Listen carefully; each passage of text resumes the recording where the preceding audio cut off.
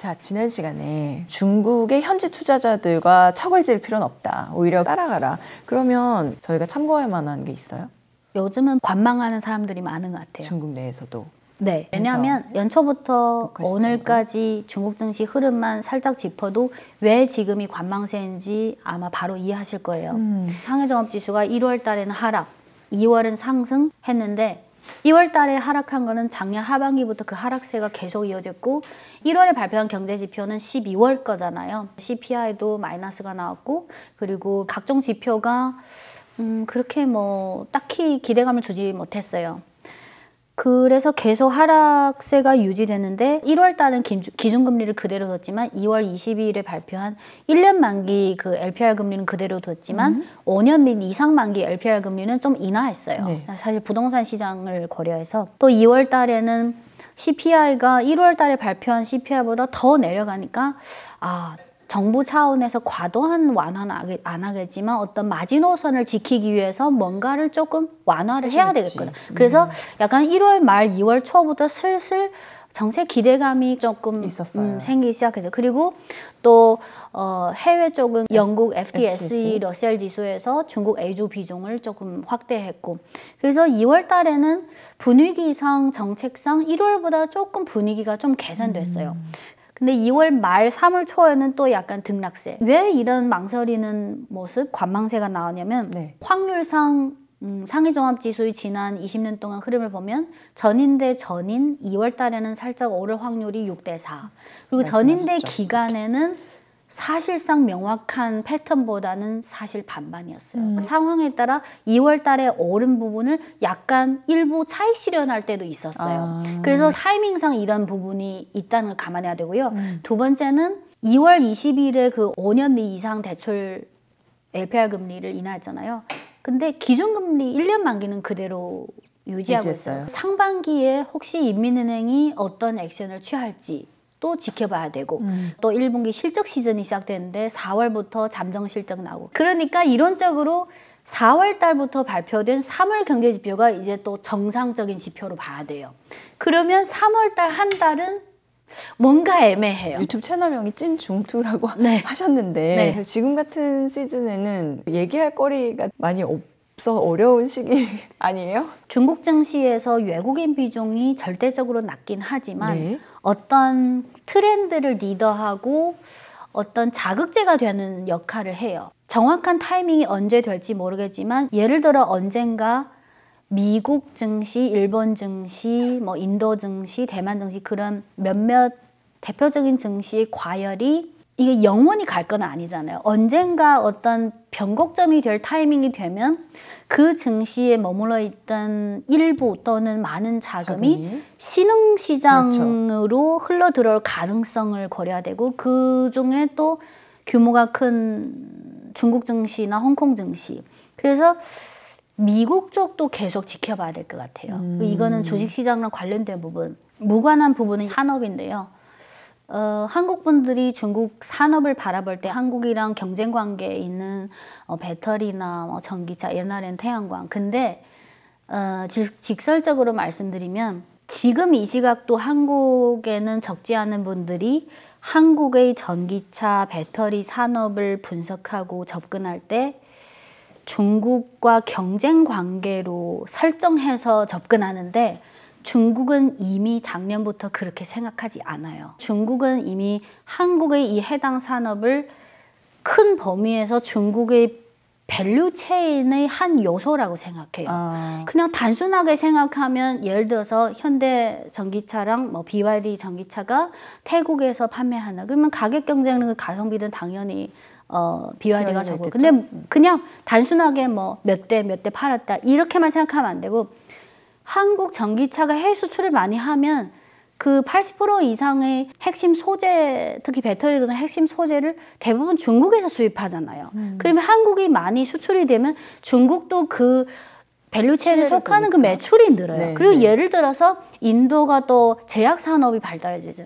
인도의 제약 산업에 들어가는 원료약 중에 90%는 중국에서 수입해요. 그래서 중국은 지금 중국 정부가 원하는 일본종의 현대화 산업 체계 대거 건설이라는 거는 지금까지는 제조업 1, 2, 3, 4, 5, 6, 7, 8, 100까지 각각 제조업을 이렇게 키워서 뭐 넘버원 기업을 키우면 이제부터는 전기차, 배터리는 그 밸류 체인의 1단계, 2단계 전체적인 밸류 체인에 대한 통제력을 강화하고 업그레이드 하는 거예요. 그래서 이게 사람마다 접근법이 다르고 감정이 다를 수 있지만 한국에서 바라보는 한국 산업과의 경쟁 상대가 되는 중국 기업이나 중국 산업이랑 중국 현지에서 생각하는 그 시각이랑 그 중요도랑 그게 사실 큰 괴리가 생기고 있고 향후에 더 괴리가 생길 것 같아요. 한국은 중국이 따라온다, 중국이 추월했다 이런. 한국이랑 조금 다른 점이 중국 정부가 본격적으로 어떤 산업을 육성하기 위해서는 정부 차원에서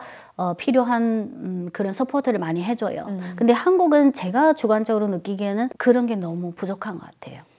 이건 어때요? 그 미국이 어쨌든 대중 제재를 시작한 지 꽤 됐고 특히나 그 반도체에 관련해서는 직접 느끼시는 중국 내부의 타격이라든지. 중국에도 이런 농담 반 진담 반인데 그래 제재해.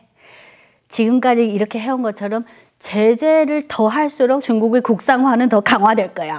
근데 결과적으로 사실은 그랬어요. 만약 그 5년 전부터 바이든 미국 정부의 그 화웨이에 대한 제재가 없었으면 화웨이든 중국의 대부분 큰 제조업체든 반도체 관련 기업들은 그냥 미국에서 수입하고 한국에서 수입하고 그리고 한국은 또 중국 현지 공장이 방대 그냥 원래 해온 것대로 했으면 돼요. 물론 국산화 진도를 계속 진행하지만 그냥 원래 했던 것처럼 계속 그 룰에 따라 글로벌 공급망에 따라 하면 돼요. 하지만 먼저 중국을 제재한 게 미국이잖아요. 그렇죠. 그래서 그거 한 4, 5년 지나서 결과적으로 나온 게 뭐냐면 작년 8월 29일에 화웨이가 드디어 중국 국산 5G 반도체 칩을 탑재한 메이트 60 프로 5G 폰을 출시했어요. 또 어떤 그 농담이 있냐면 작년 8월 27일에 러먼도 미 상무장관이 중국을 방문했잖아요. 방문하고 나서 이틀 후에 화웨이가 그걸 출시했어요.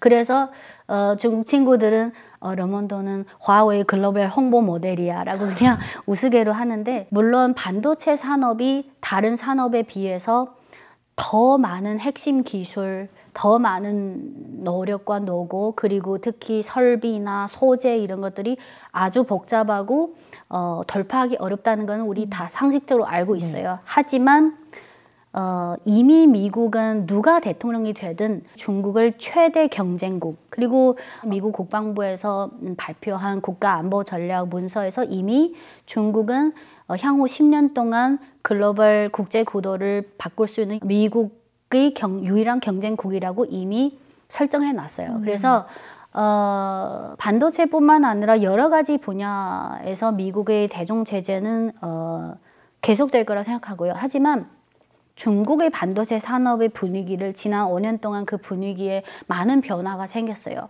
처음에 2018년, 2019년 그때 미국이 화웨이에 납품하는 그 반도체 그런 거를 금지하겠다고 했을 때 그때는 조금 당황스러웠어요. 갑자기 이러니까.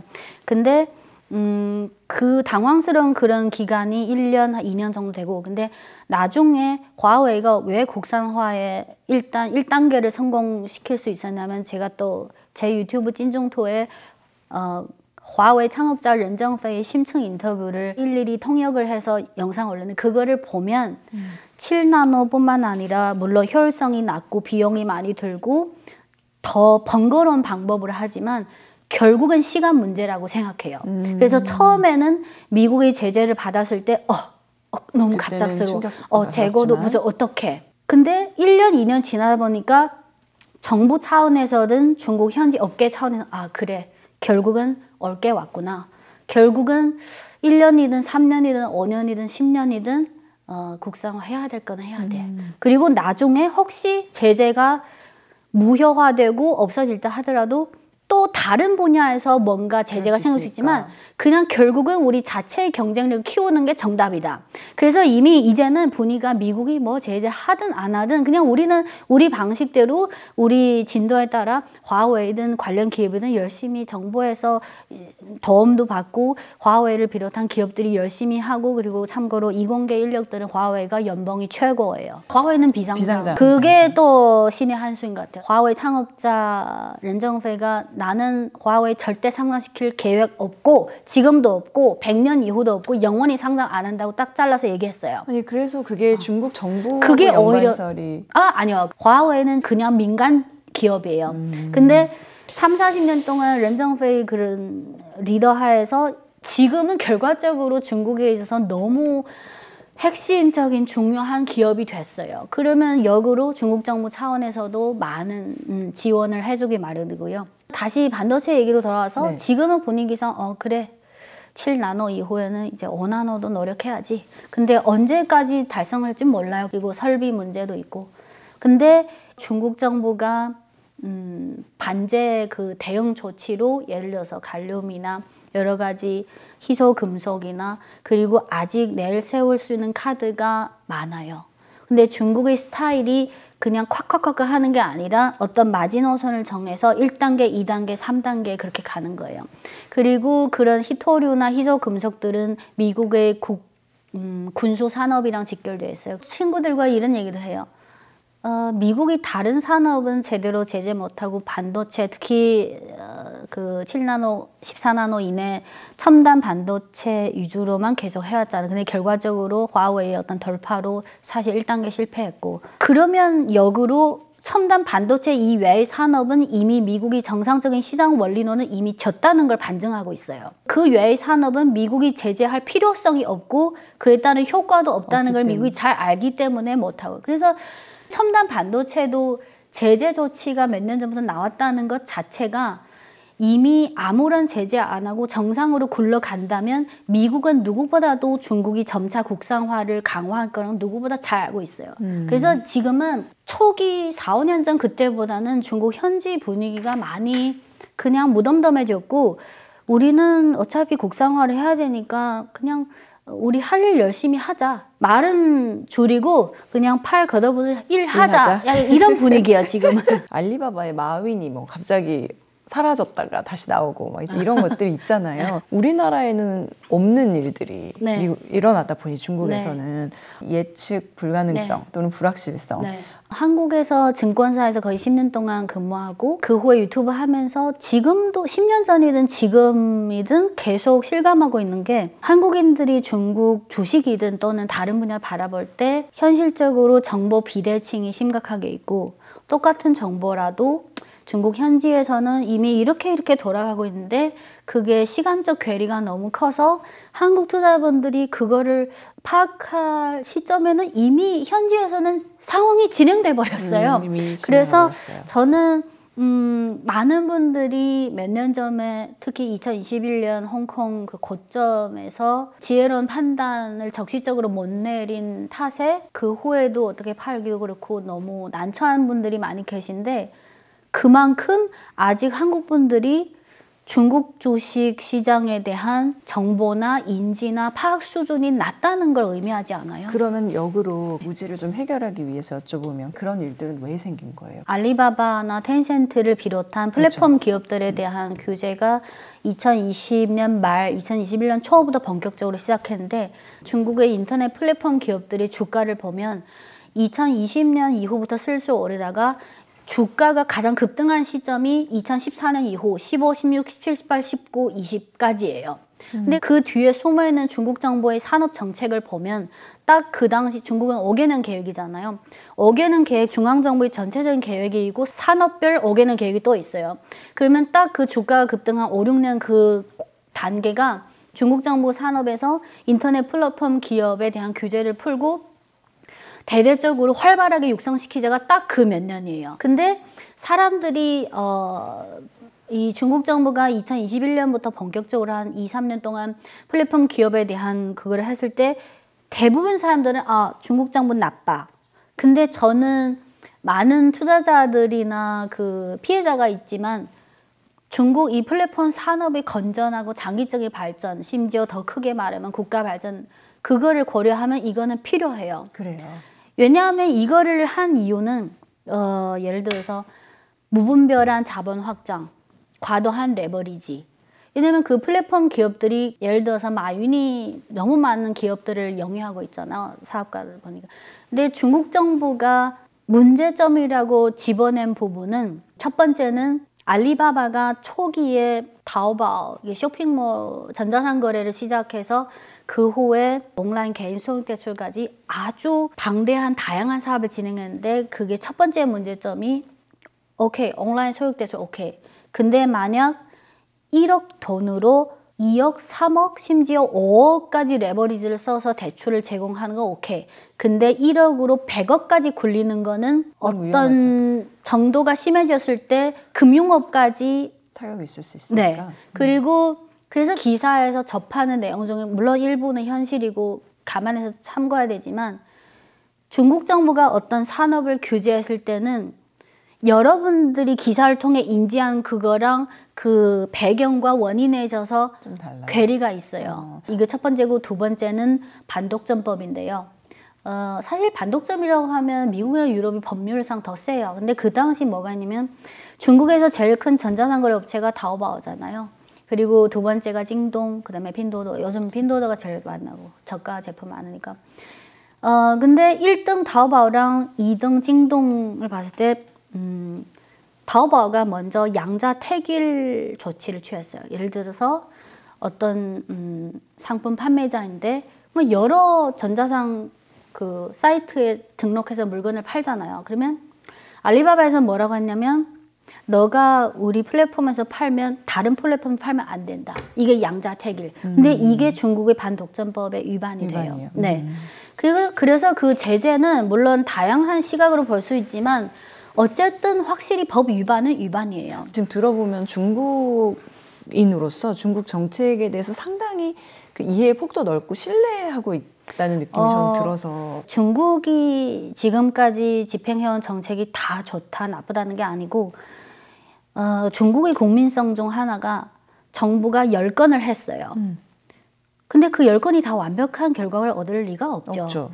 근데 예를 들어서 대부분 중국인 심리나 국민성으로는 10건 중에 한 7건, 8건 다수는 어느 정도 좋은 결과를 냈고 그 중에 한두 건은 아쉬워. 개선해야 돼. 그러면 그 다수를 생각해서 오케이로 쳐줘요. 결과적으로 보면 어쨌든 대부분은 중국 정부가 애당초 설정한 정책에 따라 대부분은 어느 정도 결과물이 나왔어요. 부동산이든 뭐 의료 문제든 어느 나라든 다 1000건, 10,000건의 문제점이 많아요. 하지만 제가 느끼는 중국 정부의 특징 중 하나가 마음 먹고 어떤 산업이나 어떤 방향으로 가면 최소 10년 이상, 10년은 기본이고 거기에다가 상황을 봐서 20년, 30년까지 갈 수 있고 그리고 경기 상황이 좋든 나쁘든 키우고자 하는 전략적 신흥 산업에 대한 예산은 그대로예요. 그래서 왔다 갔다 하지 않고. 근데 방금 말씀하신 그 플랫폼 산업에 대해서 2021년부터 규제, 지금은 어느 정도 정상화 규제한 것도 있고 또 그 후에 사교육에 대한 규제 때문에 또 많은 기업들이 주가가 폭락하고. 근데 그런 거를 보면요, 역으로 가면 정부가 그거를 결정했지만 예를 들어서 사교육을 왜 그렇게 중국 대졸자 중에 한 9%에서 10%가 사교육 업체로 취업해요. 그거를 뻔히 알면서도 왜 중국 정부가 그렇게 아픈 선택을 현실은 그 전에 그 사교육 규제하기 전에 중국의 위챗이든抖音이든 그 SNS 플랫폼은 뭐가 많이 나왔냐면 어떤 얘가 나 숙제할 게 너무 많고 그 사교육이나 그런 교육 시스템 그런 것 때문에 너무 많은 서민들이 불만을 가져요. 부유층들은 상관없어요. 사교육을 금지하든 안 하든. 근데 대부분 14억 중에서 한 70, 80%는 대부분 서민인데 그럼 사교육 어떻게 해요? 그러니까 이거를 정부 차원에서 그리고 서민 차원에서 그리고 그 산업이 과열된지 아니 여러 가지 차원에서 생각해 보면 대부분은 저는 현명한. 그래서 저는 중국을 바라볼 때는 우선은 과거 선진국이 걸어왔던 그 경험이나 발전 방식을 거기에 너무 그대로 대입하거나 그렇게 볼 수 없다는 거잖아요. 그냥 이런 표현 그냥 중국은 그냥 중국 맞아요? 그대로 그냥 이해해야 맞아요. 돼요. 이 한국 개인 투자자들이 중국 증시를 접근할 때 유의해야 할 점이 뭔지에 대해서 제가 여쭤보고 싶었는데 그게 그렇게 가름이 될까요? 아니면 더 덧붙이시고 싶으신 말씀이 있으세요? 조금 정리해 보자면 첫 번째는 이제 현지 시총의 절대부분을 차지하는 현지 투자자와 적이 될 필요 없다. 절대적인 낮은 비중을 차지하는 중국 증시에 있는 외국인 투자자와도 적이 될 필요가 있다. 왜냐면 중국 증시에서는 극소수이기 때문에 그분들과 적이 될 필요가 있다? 없다. 네, 외국인 투자자와도. 네.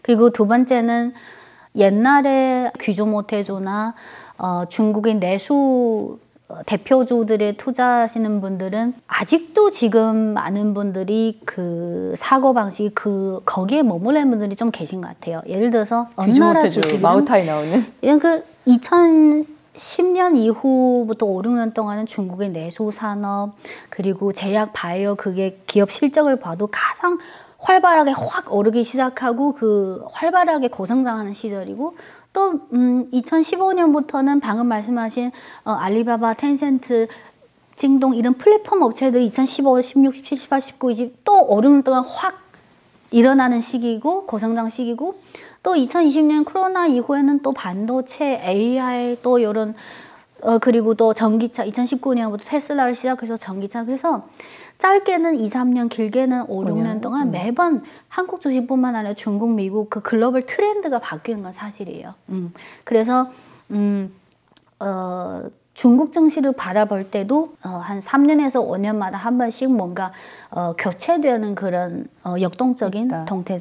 지금 그러면은 그건 뭐예요? 지금 이제 주목해야 돼요. 지금은 요즘은 단타가 안 돼요. 연초에 또 미국 주식 중에 AI나 그런 게 또 이슈. 그래서 연초부터 지금까지 보면 예를 들어서 미국 쪽에서 AI나 어떤 또 핫 트렌드가 오르면 거기에 따라서 비슷한 시점에 중국에 해당 그런 밸류체인이나 그런 종목들이 따라서 또 며칠 급등하고 근데 급등하고 또 사실 그중에 거품이 많잖아요. 미국이든 글로벌이든 그런 핫한 산업인데 며칠 급등하고 또 이렇게 또 꺼지고 그래서 그리고 예를 들어서 2월 달에 반등했는데 따지고 보면 중소형주보다는 시총이 큰 국유기업이나 대형주가 또 많이 지수를 이끌었고 그래서 1월부터 지금 3월 6일까지 보면 뭔가 왔다 갔다 업종이 좀 바뀌어요. 어떤 종목이 계속 쭉 가려면 최소 한 3개월 이상 짧게는 2달 이상 한 3개월에서 6개월 정도는 최소 이렇게 가야지 가는 거잖아요. 근데 지금은 2, 3주 그렇게 갔다가 또 그래서 지금은 저도 뭔가 더 자세하고 명쾌한 답을 드리고 싶은데 애매한 것 같아요. 세 번째는 많은 분들이 이론적으로는 증시는 경기의 선반영이 맞긴 맞아요. 근데 중국 증시는 다른 나라 증시에 비해서 좀 더 자신의 로직에다 예를 들어서 정책이 있고 현지 투자자 자금 수급이 있고 또 외국인 비중이 낮고 경기 상황은 중국만 바라보면 자꾸 부정적인 것이 많이 보일 수 있지만 또 글로벌로 비교하면 당연히 지금 GDP 규모가 2위고 규모는 2위지만 글로벌 경제 성장률에 대한 기여도는 20% 후반대로 1위고 그래서 중국 주식을 바라볼 때는 사실 언어상의 장벽이 없다면 중국 현지에 막 매일 치열하게 나오는 정보들을 보면 거의 제대로 파악할 수 있어요. 하지만 한국인 투자자를 비롯해서 언어 장벽이 있는 분이 대부분이잖아요. 그러면 접할 수 있는 컨텐츠가 한국어로 된 기사 그 중에도 미국의 기사를 번역한 것도 많고 그러니까 어떤 상황이 벌어지고 있는데 언어 장벽도 있고 뭔가 과거의 경험, 투자 경험도 있고 자꾸 뭔가 장벽이 있는 것 같아요. 자, 그러면 두 가지 마무리 질문이 있습니다. 최근에 중국 경제와 관련해서는 대형 쇼크가 있을 수 있다라는 그런 전망이 하나가 있었고 또 정반대로 아까 뭐 신흥국 시장으로 다시 또 그 자금이 이탈해서 들어갈 기회가 있을 수 있지 않냐 그런 얘기를 하셨으니까 중국 증시가 반등을 하기는 할까요? 첫 번째는 일부 언론에서 중국 경제 붕괴 이거에 대한 답은요. 2000년부터 20몇 년 동안 매년마다 중국 경제 붕괴론이 나와요. 하지만 2024년인 올해도 여러분들은 중국 붕괴론이 붕괴하는 한 해를 우리 함께 검증할 거예요. 붕괴론이 붕괴하는 한 해. 그리고 처음에 그 경제 성장률 목표치를 말씀드릴 때 만약 5%대 성장인 중국이 붕괴라면 지금 선진국은 대부분 1% 내외, 심지어 0%대도 있고 미국을 대표로 하는 서방 언론이 부각하고자 하는 중국의 모습과 현실적으로 중국 현지에서 중국 방식대로 꿋꿋이 지속적으로 꾸준히 발전해 나가고 좋은 점은 그대로 유지하고 부동산 등 아직 경제 부정적인 부분은 조금씩 개선하고 중국 현지 방식대로 돌아가는 중국 간의 괴리를 여러분들은 과거도 그렇고 올해도 그렇고 향후도 계속해서 보실 거예요. 같이. 그래서 저는 만약 경제 공부, 주식 공부 물론 정치랑은 연관성이 없을 수 없어요. 하지만 좀 그냥 있는 그대로 봤으면 좋겠어요. 그리고 저는 또 좀 제안 드리고 싶은 게 지피지기 백전불패. 근데 백전불패를 하려면 지피지기해야 되고 지피지기. 피가 기 앞에 있잖아요.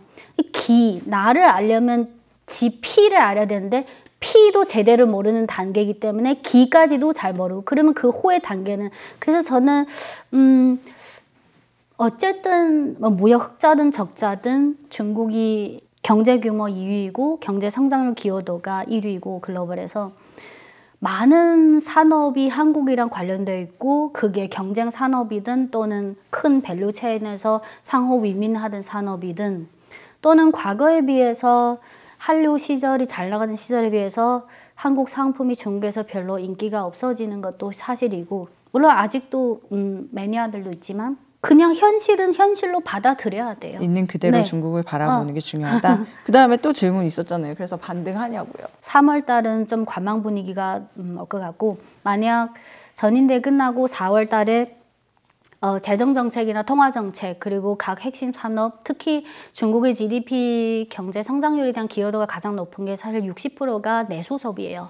근데 코로나를 겪으면서 전 세계 중국도 그렇고 많은 나라의 내수 소비가 많이 위축됐잖아요. 그러면 사실은 본질적으로 내수 소비가 확장되려면 결국은 소득이 늘어야지 그게 되지만 근데 당장은 소득이 뭐 눈에 띄게 늘기에는 쉽지 않고 그래서 정부 차원에서 4월 달부터 연말까지 이번에 리장 총리가 말한 1번부터 10번 중에 3번이 내수 확대 강화인데 이거를 정부 재정 투입을 어떻게 할지 실제로 어떤 방식으로 할지는 또 4월 달까지 지켜봐야 돼요. 그래서 저는 연간으로 보면 작년 한 해 안 좋은 이유는 경기 회복이 너무 기대보다 낮았고 정책 완화는 있었지만 그렇게 강하지 않았고 또 작년 한 해 미국 달러 강세 때문에 거의 한 해 내내 유한화 약세가 이어졌고 이런 상황 때문에 한 해 동안 안 좋았는데 연간으로 분위기를 보면 올해 분위기는 전체적인 분위기는 작년보다 좀 좋아지는 사실이에요. 네.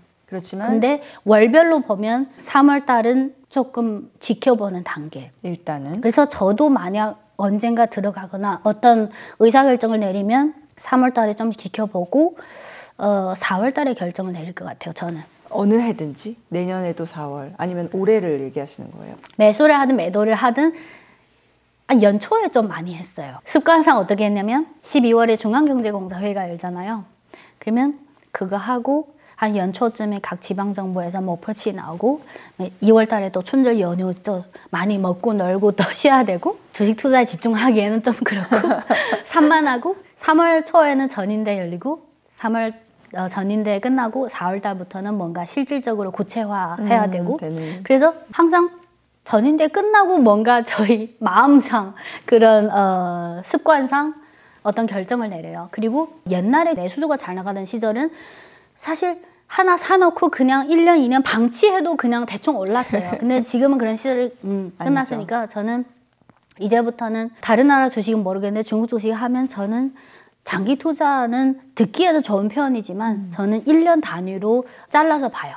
왜냐면 코로나 이후에는 많이 바뀌었고 이제 중국 주식은 예를 들어서 BYD를 비롯한 전기차 그리고 배터리 종목 CATL이나 그 종목이 제일 잘 나갔을 때 급등했던 시절은 2020년 한 해가 제일 급등했잖아요.